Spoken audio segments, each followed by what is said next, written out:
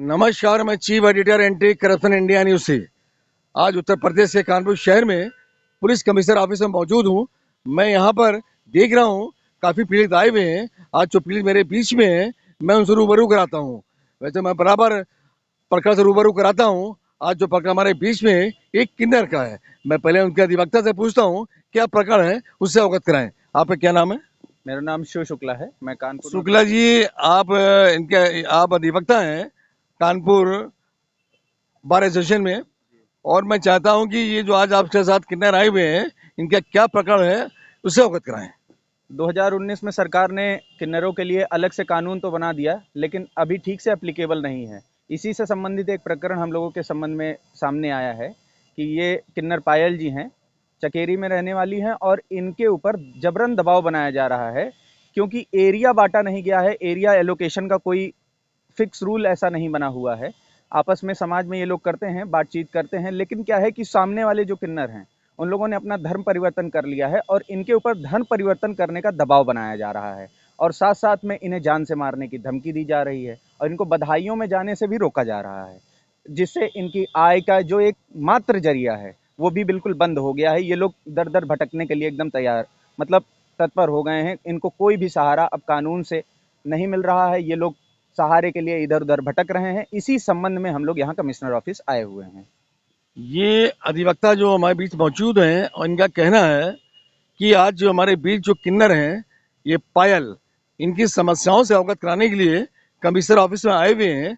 और कमिश्नर साहब से इन्होंने अवगत कराया है। उन्होंने क्या आश्वासन दिया है कार्रवाई का, मैं इनसे ही जान लेता हूँ। आज कमिश्नर साहब से आप मिले, उन्होंने क्या आश्वासन दिया आपको? उन्होंने आश्वासन दिया है कि इस पे निश्चित ही जल्दी कोई कार्यवाही की जाएगी और इस पे एक कमेटी बनाकर जांच के लिए आदेश किया गया है। इन्होंने अवगत कराया है कि इस पे कमेटी बनाई गई है और उस पर कार्रवाई एक्शन कराएंगे। ये इनको आश्वासन मिला है। अब मैं किन्नर पायल से ही बात करता हूँ। इनका क्या विवाद है और क्या पकड़ है इनका, इनसे ही जानता हूँ। किन्नर जी, आपके बारे में अभी आपके अधिवक्ता ने अवगत कराया है। आपका जो विवाद है, एरिया वाइज का, एरिया का विवाद है, तो क्या किस तरह का विवाद है और वो कौन लोग हैं जो आपको हरेसमेंट और परेशान कर रहे हैं? हाँ जी, सभी लोगों को मेरा नमस्ते प्रणाम। मैं बोल रही सुनील कुमार पांडे और पायल, मैं चकेरी में रहती हूँ और एक सुनीता किन्नर है, मैं हूँ। मेरा आधा आधा गली का बंटवारा था, अब बंटवारा नहीं हो रहा, उसने मुझे धोखे में रखा। आज करें दे देंगे, कल दे देंगे, और ये पूरा मांग रहा है। और जब कह रहा है कि पहले हिंदू से मुसलमान हो जाओ, खुद हिंदू से मुसलमान ये हुआ। ये जाट का कोरी था, हमीरपुर का रहने वाला था, ये कोरी से मुसलमान हुआ है। ये कई लोगों को मुसलमान करवा चुका है। मैं पांडे हूँ, जब मैंने ऑब्जेक्शन किया, मैं हिंदू हूँ, तो मैंने ऑब्जेक्शन किया। मैंने कहा ये नहीं कर सकती हूँ मैं, चाहे मुझे कुछ भी करना पड़े।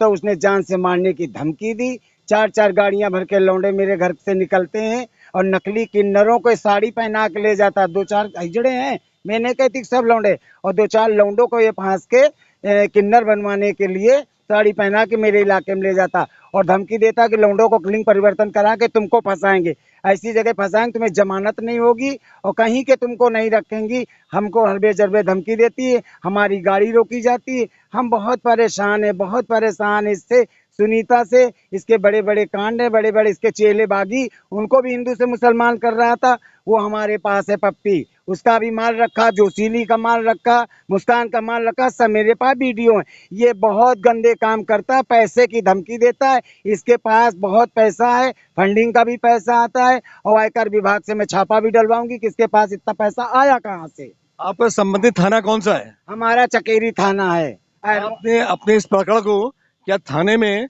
वहाँ के एसएचओ को अवगत कराया? मैंने एप्लीकेशन भी शनिवार था तो भी मोबाइल के द्वारा भेजा, लेकिन अभी मेरी यहाँ से तुरंत से बात भई।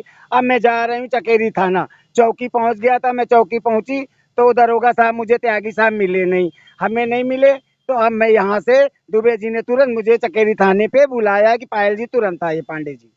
आप इस पेशे में कब से आप आई हैं, इससे अवगत कराएं।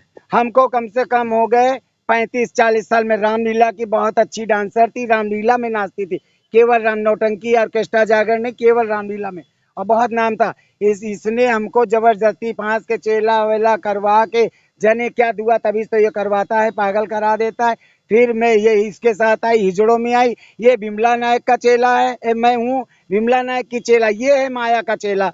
दोनों खत्म हो गए, दोनों के एक एक चेले हैं। अब आधी गली इसकी होती है, आधा इलाका मेरा, आधा इलाका इसका। अब ये धमकी, जान से मारने की धमकी देता है, मुझे बहुत खतरा है। उसको क्या प्रॉब्लम है आपसे जो आपको धमकी देता है और आपके एरिया को भी अपने अंडर में करना चाहता है? या तो मुसलमान हो जाओ हिंदू से, और या तो इलाका छोड़ो कहता है। ये एक घर नहीं देंगे भंगी का।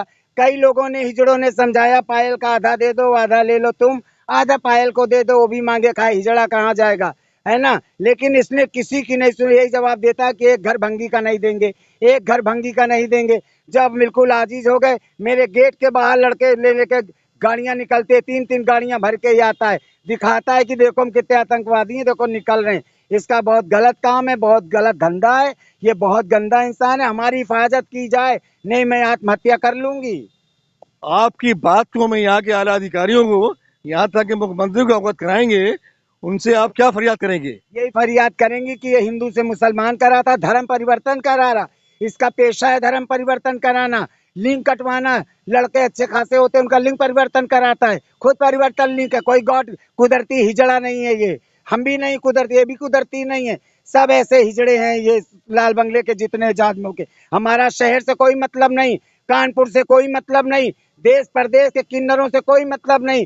केवल हमारा जाजमऊ लाल बंगला से मतलब है। यही कहता है कि सब हिजड़े कहते हैं लाल बंगला जाने, जाजमऊ जाने, तुम जानो सुनीता जाने। मैं बहुत मजबूर होके कर रही हूँ। मैं भूखों की मरने की कगार पे बैठी हूँ। हमारे चेले भूखों मर रहे, मैं क्या खाऊं? जब बधाई नहीं जाऊंगी, खाऊंगी क्या? मेरा यही जरिया अगर आपको यहाँ से इंसाफ नहीं मिला तो अगला आपका कदम क्या होगा? अब अगला कदम यही होगा कि फिर क्या करूंगी, आत्महत्या दूंगी, या तो मेरा मर्डर करा देगा। मगर मैं मुसलमान तो हो नहीं सकती ता कयामत। जिस तरह पायल किन्नर ने अवगत कराया और मैं देख रहा हूँ इनके अधिवक्ता खड़े हैं, मैं इनसे जानना चाहूंगा अगली इनकी कार्रवाई क्या है और इनको किस तरह न्याय दिलवा रहे हैं? ये सिर्फ इनके लिए नहीं है, ये समाज के जितने किन्नर हैं, ट्रांसजेंडर हैं, इनके लिए जो भी कानून बनाए हैं सरकार ने, सरकार को इन कानूनों को पुष्ट करना चाहिए। और जो बाउंड्री विवाद यानी कि गली का विवाद है, उस पे सरकार को एक स्ट्रिक्ट एक्शन लेके इनकी एक सेल बनाकर स्टेट स्तर पे करना चाहिए। क्योंकि ये विवाद केवल एक का नहीं है। हम लोग तो कचहरी में बैठ रहे हैं, ऐसे विवाद आए दिन आते रहते हैं। ये विवाद केवल एक का नहीं है, ऐसे विवाद पूरे प्रदेश का है, पूरे भारत का ही है। तो इसमें सरकार को एक कड़ा कदम लेना चाहिए। जिस तरह के अधिवक्ता ने अवगत कराया, सरकार को इस पे स्टेप उठाना चाहिए, वरना किन्नरों के साथ ज्यादती होगी। अब अगली अपडेट में किसी नए पड़कड़ा से अवगत कराएंगे। जब तक कि राष्ट्रीय अंतर्राष्ट्रीय खबरों से बने रहिए एंटी करप्शन इंडिया न्यूज के साथ। मैं chief editor Athar Hussain anti corruption से, साथ में कैमरामैन सत्येंद्र कुमार। नमस्कार, जय हिंद।